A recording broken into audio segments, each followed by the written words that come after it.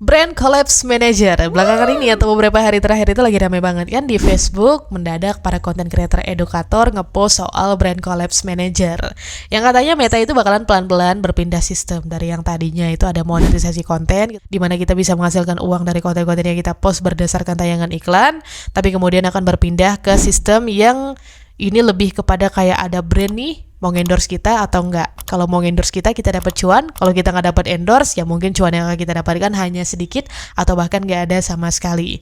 Nah, di video kali ini aku bakalan ngejelasin ke teman-teman secara garis besar yang dimaksud dengan Brand Collapse Manager itu seperti apa.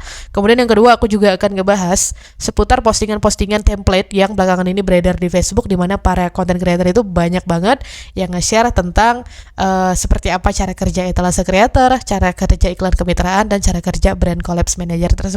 Kira-kira ada hal-hal yang perlu disanggah atau enggak. Terus yang ketiga, aku akan menyampaikan seputar kalau misalnya Brand Collapse Manager ini nanti resmi berlaku di negara kita, Indonesia, kiranya seperti apa cara kita supaya bisa memanfaatkannya dengan maksimal dan supaya kita bisa mendapatkan kerjasama dari brand yang relevan dengan halaman kita, FB Pro kita, ataupun konten kita. So, jangan di skip video ini kalau misalnya teman-teman itu nggak kepengen kekurangan informasi atau pengetahuan terbaru seputar Facebook ini ya. Nah, sekarang kita langsung aja bahas ke poin yang pertama yang ingin aku sampaikan, yaitu Brand Collapse Manager itu apa sih, Kak? Nah, untuk sementara ini aku hanya bisa menjelaskan secara garis besar ya, belum bisa secara detail. Kenapa? Karena secara resmi fitur ini belum berlaku di Indonesia.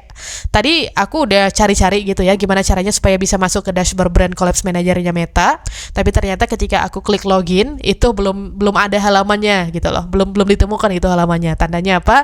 Ya belum berlaku lah di Indonesia. Nah, tapi kalau secara garis besar ya, Brand Collapse Manager ini ya katakanlah seperti yang sudah berlaku di TikTok, di mana kita bikin konten, terus konten kita itu bisa dimanfaatkan oleh brand sebagai video iklan mereka atau konten iklan mereka untuk mengiklankan produk-produk mereka.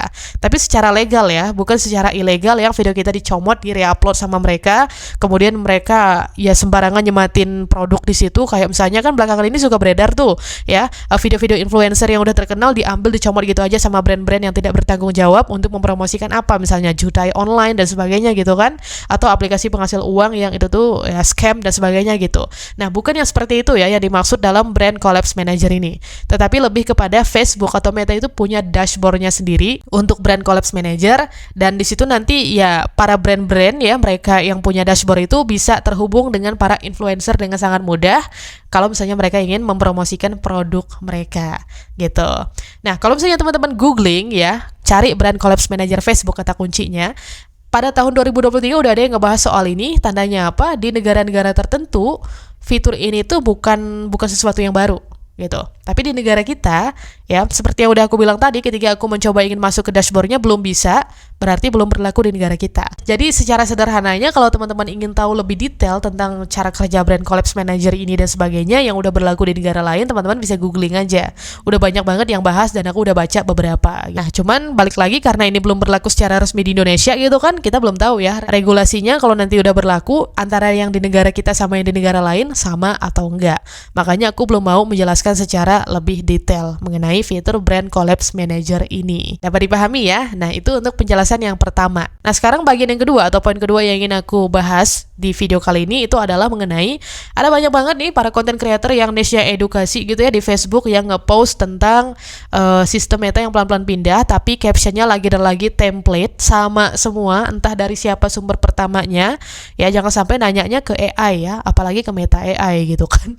Meta AI kan ya kita nggak boleh munafik ya, maksudnya tuh jawaban-jawaban Meta AI itu ya meskipun dia punya Meta tapi ngawur Wak gitu ya, nggak sesuai ekspektasi kita jawabannya, atau ya nggak valid gitu lah. Nggak bisa kita klaim apa yang Meta AI katakan itu selalu benar. Tapi itu untuk konteks kalau misalnya caption yang beredar seperti ini tuh didapat dari Meta AI.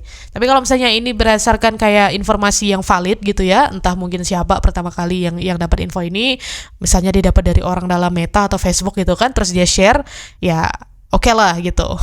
Nah, sekarang kita ulas ya bunyi postingannya. Kira-kira hal-hal apa aja yang perlu kita sanggah dan yang perlu kita benarkan gitu. Oke, kita baca nih ya bareng-bareng. Meta pelan-pelan pindah ke sistem baru, yaitu sekadar info. Yang pertama, ini etalase videogram atau etalase creator ya yang dimaksud. Nah, di sini dalam kurung modal. Ya, maksudnya di sini aku nanggapnya berarti kalau kita mau memanfaatkan etalase creator itu, magnetnya butuh modal. Nah, cuman sayangnya di sini tidak jelaskan modal itu yang dimaksud adalah modal apa. Apakah modal uang atau modal apa gitu kan? Nah, dari yang aku pahami mengenai fitur Monet etalase creator, kita di situ nggak perlu untuk mengeluarkan modal uang. Kenapa? Karena fiturnya aja itu mengharuskan kita kreatornya yang menjual konten. Kalau kita yang ngejual, kenapa kita yang harus ngeluarin modal? Yang ngeluarin modal itu adalah yang beli, ya, followers kita misalnya yang kepengen mendapatkan akses video secara privat ke kita gitu atau ke konten-konten kita seperti itu ya. Nah, kalau modal yang dimaksud itu adalah konten yang berkualitas, ya kita effort kontennya, kita effort risetnya, kita effort menyampaikan apapun itu yang ada dalam konten kita gitu. Itu masuk. Maksudnya kayak ya bener butuh modal gitu, tapi modalnya bukan uang, ya melainkan kemauan yang lebih tinggi untuk menghasilkan konten yang lebih berkualitas dari sebelumnya. Oke, lanjut lagi, kemudian narasi berikutnya dikatakan bahwa iklan kemitraan dalam kurung modal. Mungkin yang dimaksud adalah kalau kita ingin memanfaatkan fitur Monet iklan kemitraan, kita butuh modal. Tapi lagi-lagi nggak dijabarkan di sini modalnya itu modal apa, modal uang kah? Atau modal konten yang lebih berkualitas? Kalau menurut aku bukan modal uang ya. Iklan kemitraan ini itu adalah fitur yang menghubungkan kita dengan brand atau merek tertentu yang pengen endorse kita gitu, yang dimana Facebook menjadi jembatannya. Ini udah aku jelaskan sebelumnya di video yang ini, dan fitur yang seperti iklan kemitraan ini tuh juga ada di Instagram, juga ada di TikTok, dan juga ada di YouTube ini. Jadi kita nggak perlu ngeluarin modal uang, kita hanya perlu ngeluarin effort untuk membuat konten yang lebih bagus. Supaya apa? Supaya brand tertarik untuk endorse kita. Dan pastikan kita juga bisa membuat konten yang engagement rate-nya bagus gitu ya. Maksudnya kayak kita bisa dapat like yang banyak, komen yang banyak, share yang banyak, save yang banyak, dan tentunya secara organik. Terus narasi berikutnya dikatakan bahwa yang ketiga ya, brand collabs manager. Video kita akan dipakai sama brand, baru kita dapat cuan gitu. Ya ini belum bisa aku sanggah atau belum bisa aku benarkan karena sekali lagi ya untuk fitur ini belum berlaku secara resmi di Indonesia dan regulasinya kita belum tahu kan. Apakah ketika dia masuk ke Indonesia misalnya regulasinya akan sama seperti yang diberlakukan di Amerika atau justru ada perbedaan. Yang ini kita skip dulu ya pembahasannya. Nah, kita lanjut lagi ke narasi berikutnya. Jadi, jangan berharap dengan monetisasi konten. Kenapa? Karena Meta tidak membutuhkan view banyak lagi. Makanya, walaupun kontenmu viral sekalipun, cuannya sedikit, bahkan ada yang zong. Oke, di sini ada hal yang perlu aku sanggah, yaitu Meta tidak membutuhkan view banyak lagi. View banyak lagi itu mungkin untuk konten yang ampas ya, karena kalau kontennya ampas, pertanyaannya siapa yang mau kerjasama dengan si creator itu untuk mempromosikan sebuah produk. Brand hakikatnya mau endorse kita atau mau kerjasama dengan kita sebagai creator itu karena konten kita punya nilai jual atau punya value yang dasar lah secara sederhananya. Entah itu kita menyampaikan informasi dengan baik, kita memberikan edukasi dengan baik, atau kita memberikan hiburan dengan baik pula gitu loh. Yang mana nanti kalau misalnya konten kita itu dirasa baik gitu ya, dan balik lagi tadi ke narasi, view-nya, kalau view-nya sedikit kita nggak akan dapat apa-apa, kurang tepat ya. Teman-teman kalau udah pernah dapat endorse ya, misalnya di Instagram atau di TikTok, para pengendorse atau orang-orang yang pengen kerjasama dengan kita itu umumnya mereka mau kerjasama karena konten kita punya views yang bagus, viewsnya banyak, yang didukung pula dengan engagementnya bagus, like-nya banyak, komennya banyak, share-nya banyak, save-nya banyak gitu kan. Dan logikanya kalau kita konten terus konten kita itu viewsnya sedikit, ngapain orang mau kerja sama kita terus bayar kita buat promosiin produk mereka gitu? Emang siapa yang mau beli? Siapa yang lihat konten kita itu kalau viewsnya dikit? Kan logikanya kalau viewsnya banyak maka yang nonton banyak, berarti potensi closing ya dari produk yang sedang dipromosikan itu akan banyak. Tapi kalau viewsnya sedikit gimana dong itu rumus peluangnya? Aku nggak menyalahkan postingan ini ya atau caption ini, tapi kurang detail aja gitu loh penjelasannya. Dan itulah kebiasaan para kreator edukasi yang ada di Facebook gitu ya. Mereka kayak enggan banget gitu loh menjelaskan sesuatu secara rinci. Ya semoga kalau ada yang nonton video ini ya, salah satu dari para kreator edukator yang ada di Facebook, bisa lah, tolonglah gitu dijelaskan secara lebih rinci gitu ya, dimaksud itu seperti apa. Kita paham-paham aja lah, kebanyakan kreator di Facebook itu literasinya masih pada kurang gitu kan, literasi seputar dunia perkontenan. Nah, sekarang kita lanjut lagi ke narasi berikutnya ya. Ini paragraf yang kedua ini, kedua apa ketiga, pokoknya itulah. Kalau FB Pro cuma buat hiburan, creator nggak berpikir keras untuk meningkatkan tayangan. Tapi kalau tujuannya mau cari cuan, harus punya modal. Gimana rumusnya? Kecuali para suhu yang sudah berhasil lebih dulu. Soal sistem baru tinggal mengetikkan jari, selesai urusan. Kalau seperti pemula, sistem lama aja udah banyak yang mundur, apalagi yang baru. Benar-benar sudah komersial kalau gitu FB Pro. Mungkin saya pun akan mundur teratur.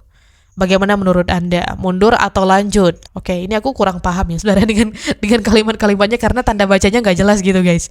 Tapi intinya di sini beliau ingin menyampaikan bahwa ya kalau misalnya kita konten di Facebook atau kalau misalnya kita buka Facebook itu tujuannya hanya untuk cari hiburan, it's okay gitu. Kita nggak perlu se-effort itu mikirin apakah nanti yang nonton bakalan banyak atau enggak, apakah engagementnya bakalan tinggi atau enggak. Tapi kalau tujuan kita ingin menghasilkan uang dari konten-konten yang kita publish itu, ya kita harus effort ya bikin konten yang bagus, yang berkualitas, yang engagement rate-nya itu bakalan berpotensi besar kayak gitu. Nah, untuk narasi ini aku setuju ya. Kenapa? Ya karena hakikatnya kita konten itu memang harus memberikan sesuatu yang bernilai buat penonton kita terutama ya. Plus-plus kalau itu bisa menarik perhatian si brand yang mau ngendorse atau yang lagi nyari influencer buat di-endorse. Kayak gitu. Dan ini selalu aku utarakan di video-video aku sebelumnya, konten itu jangan sembarangan banget gitu ya. Konten itu yang effort lah. Sip ya, semoga dapat dipahami dengan baik. Jadi kalau teman-teman ingin mengupayakan nantinya supaya bisa mendapatkan kerjasama dari brand atau di-endorse sama brand ya, silakan bikin kontennya itu lebih baik lagi daripada yang sebelumnya. Dan bikinlah konten-konten yang berpotensi yang bisa mengundang brand itu pengen endorse kita gitu loh. Nah, langkah pertama yang bisa teman-teman upayakan supaya teman-teman ini bisa membangun citra yang baik di mata brand ya. Saran aku teman-teman harus bangun yang namanya personal branding. Karena kebanyakan brand itu mau mengendorse para creator yang punya personality, yang punya ciri khas. Yang salah satunya mungkin kriterianya mereka pede menampilkan wajah di kontennya. Nah, ilmu personal branding ini tuh oleh para creator TikTok, creator Instagram, YouTuber ya udah banyak yang paham guys, udah banyak yang hatam guys. Sampai mereka kayak bisa konten dimanapun itu naiknya gampang banget ya. Kenapa? Karena mereka udah dikenal berkat personal branding yang udah jadi gitu kan. Tapi buat creator Facebook ya yang kontennya mungkin masih kebanyakan asal-asalan, aku yakin personal branding itu adalah pengetahuan yang masih awam. Makanya di channel YouTube ini aku buka kelas personal branding untuk nge-share gimana caranya kita membangun personal branding dari mulai fondasi awalnya yang dapat kita upayakan sampai ya kita bisa mendapat endorse dari brand-brand ternama ataupun brand-brand UMKM. Nah, buat teman-teman yang kepengen belajar personal branding dari awal, bisa langganan kelas aku.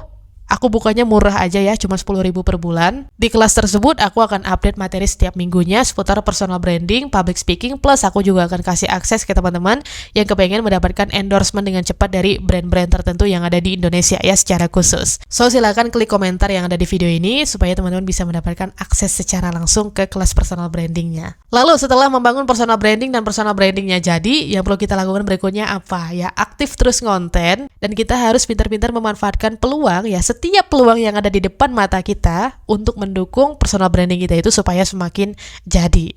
Nah, tentang hal itu nanti akan aku sampaikan di video lainnya ya, kisi-kisinya. Tapi kalau misalnya teman-teman ingin mendapatkan penjelasannya lebih rinci, silakan berlangganan aja kelas personal branding aku, oke? So, sekian aku rasa untuk pembahasan kali ini. Terima kasih buat yang udah nonton sampai selesai. Semoga informasi yang didapatkan bermanfaat.